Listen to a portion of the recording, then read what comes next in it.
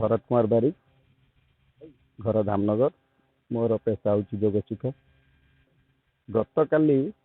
AP news खबर प्रसारण पर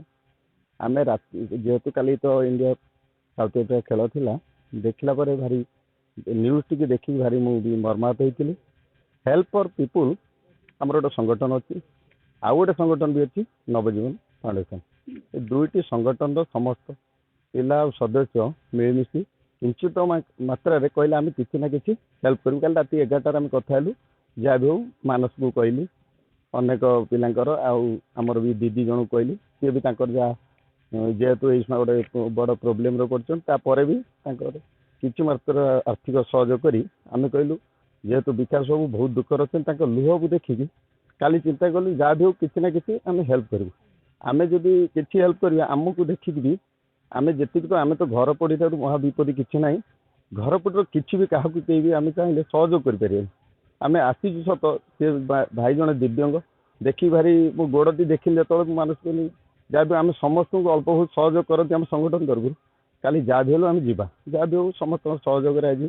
किसी मात्रा आम जी पार्लु आम गोटे दिन भितर गोटे दिन नहीं 4-5 घंटा सहयोग करके पार्लु आम कि सहयोग कलु। आम न्यूज मध्यम आम चाहूँ समस्त चैनल भाई बंधु को अनुरोध करूँ आपण खबर प्रसारण मध्यम अनेक कथा भाया दुखी दरदी मनीष को जो निराश लोक बरगछ मूल रही लोक सहयोग करूँ। यही असुविधार समय समस्ते जी जी पार किंचित किंतु जो सहयोग कले आम गुंडीचूजा साजिक भी आम गोटे निश्चित रास्ता देखे पार क्या सहयोग बात देख पार ये कही रोचे प्रभु मानस साहब सामाजिक आज सबुठ गत काली गोटे कला दिन थिला कहले अत्युक्ति हेनी भाई दिव्यांग भाई विकास साहू जे जड़े दिव्यांग सह गरीब जुझुवा समय घर अग्नि विपन्न हो सर्वस्व पोड़ी जल जाइए एकमात्र विकल्प जो छोटिया व्यावसायिक प्रतिष्ठान से पाउंस हो जाए खबर पाई आम आम संगठन देवाशीष भाई भरत भाई मानस भाई एवं रमेश बाबू एवं विष्णु दीदी जी की एनएम अच्छा सीएचओ अच्छा बमकुरा स्वास्थ्य सब सेंटर एवं आउ किसी बदान्य व्यक्ति आम नवजीवन फाउंडेशन किसी स्वेच्छासेवी मैंने मिलित भाव स्वल्प सहयोग हाथ बढ़ेचु कथार अच्छी घर पोड़ी ठार दुखर विषय किसी ना आम चैनल माध्यम समस्त को निवेदन करुचु समस्ते यथाशक्ति बदान्य व्यक्ति हो विभिन्न संगठन हो ये विकास भाई को सहयोग हाथ बढ़ातु ताहले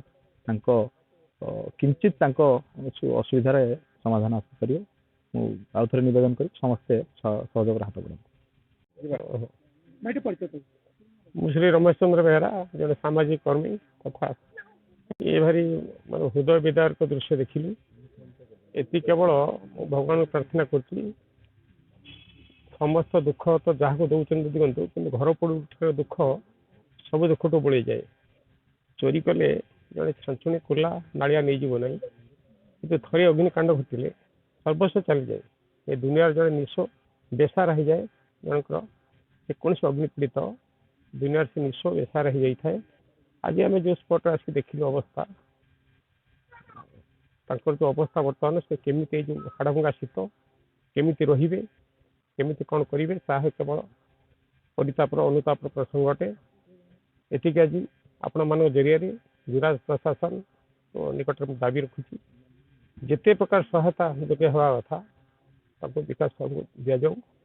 थोड़ागुटी पंचायत सोरीडीह ये जो गोटे गरीब लोक आज कौन से कारणवशत समस्यावशत आज गोटे गछ मूल रही थे घर घर कर घरटा भी चलीगला संपूर्ण से बेसार हो जाती। आम जो दुखदपूर्ण खबर पाइलु जहाँ जमी सामाजिक कर्मी मैंने जन कि दुख लाघव करने द्वारस्थ होती